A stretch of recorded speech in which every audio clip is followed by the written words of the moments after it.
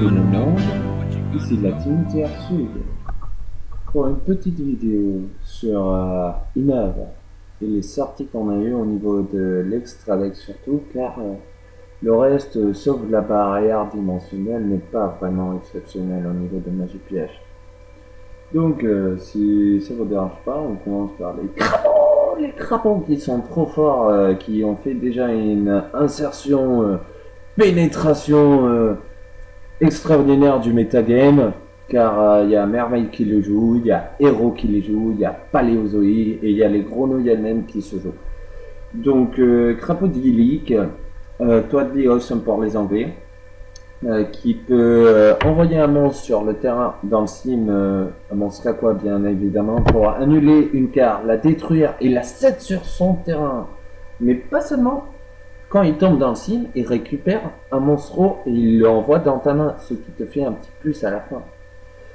À part ça, on a un noir tel chevalier Valamius qui permet en fait d'invoquer n'importe quel chevalier Satellar X6 de ton extra deck en détachant 2 matériels. Ce qui te permet de faire un Trewinter de matos, ça permet de faire Delteros et tous les autres. Parce que actuellement les Satels jouent beaucoup de pièges et avec ça ils peuvent invoquer n'importe qui parce que 3 monstres taurins c'est pas facile pour eux, tu vois maintenant. Après on bascule un peu aux fusions. On a quoi comme fusion dans cette collection qui soit bien? On a Alcalèche que je n'ai pas en main actuellement, j'en reçois un dans pas longtemps. C'est un niveau 1 fusion qui te permet de choper un monstre de l'adversaire pendant son tour, de l'équiper à ton Alcalèche et il a les stats, il prend les stats du monstre. Mais pas que, si tu actives une magie fusion, tu peux fusionner l'Alcalèche avec son équipement, ce qui te permet de craquer moins de matos. Voilà, c'est comme faire une super poly mais en plusieurs pas. Après, on a Mitrillium aussi, celui-là. C'est un niveau 6, à 2006 points d'attaque. Tu renvoies 2 cartes Mental Force du cimetière dans les decks ou wake avec pour qu'on puisse une carte sur le terrain. Pas besoin de vous dire que si tu renvoies la magie fusion rapide ou des pendules pour re-invoquer ou des monstres invoqués pour mettre en scale, ça te permet de pendules et faire des beaux OTK. On a le venin affamé qui est sorti aussi. Qui te permet de gagner autant d'attaques à monstre de l'adversaire pendant le tour où il est invoqué. Et pendant tes tours, tu copies carrément le nom et l'écrit d'un monstre adverse pendant tes tours uniquement. Hein. Et quand il part dans le sim parce qu'il a été détruit, bah, tu rases le terrain des monstres invoqués et SP chez l'adversaire uniquement parce que ton terrain on n'y touche pas. Voilà. Donc au niveau des synchros, qu'est-ce qu'on a d'intéressant qui puisse être nommé vraiment? On a les Cristons. Donc Amétrix Criston, la seule carte super que je vais parler pendant cette vidéo, à part les 2 autres magies, mais bon. Lui, quand il arrive sur le terrain, il passe tous les monstres invoqués SP chez l'adversaire en défense. Ce qui empêche des petites OTK, sachant que le deck Criston se base sur faire des synchros pendant le tour adverse. Donc au milieu de ton tour, te retrouver que ton adversaire va te changer tout en défense, ça peut te faire un peu chier.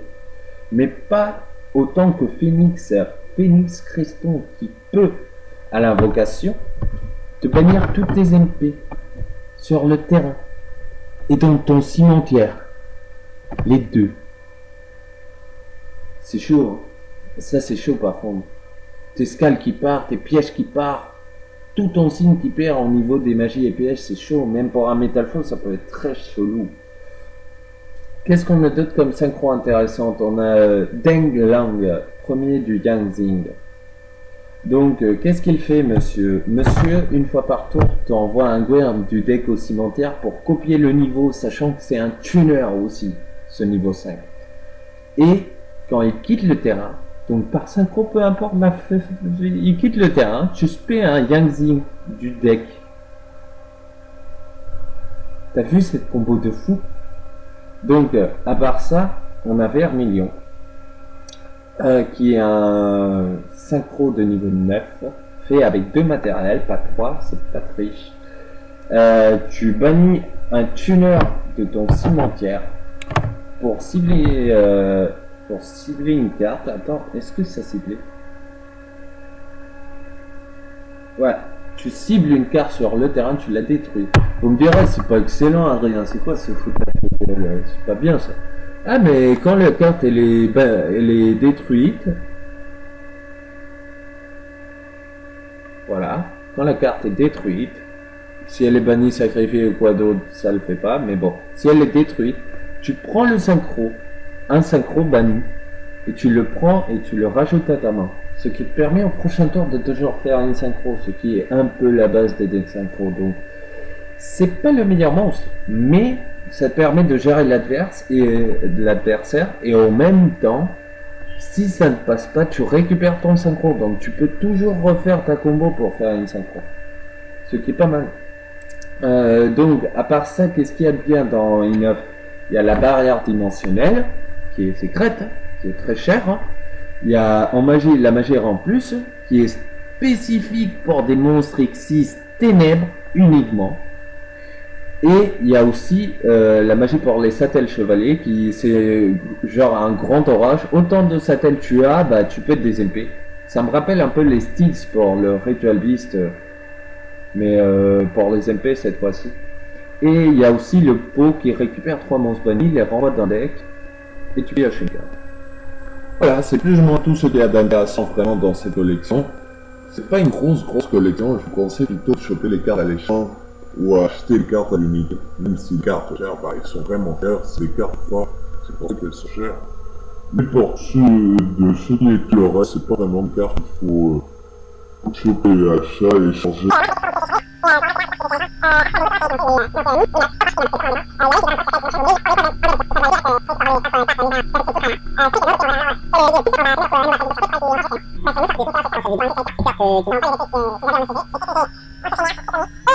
Une vidéo en streaming cette fois-ci sur la page TS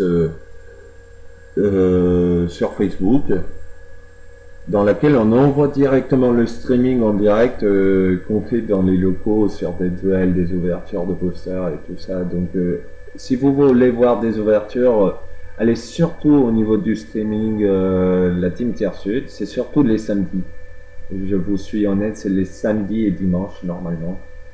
Et à part ça, je vous dis bonne journée, bon après-midi, bonne soirée, bonne matinée pour ceux qui regardent la vidéo très tôt le matin. Et faites des duels, du fun, et à la prochaine vidéo. Ciao.